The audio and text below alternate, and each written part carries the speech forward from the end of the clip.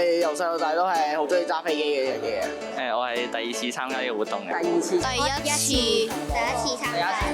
次。第五次、第四次參加咗航空模擬比賽。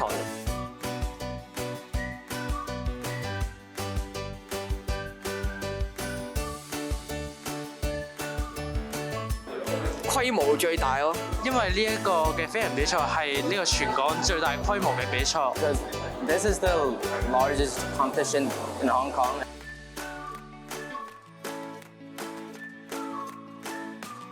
Skydream 之前都有個簡介啦，咁俾我哋嚟個試下佢哋嘅 flight simulator 點樣運作。專業民航飛機師教導過我哋，佢哋教過升力、重力。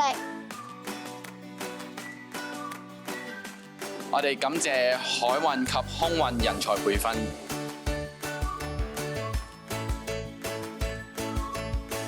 因為都係想要試下新嘅嘢，因為我哋想知道更多關於航空嘅知識。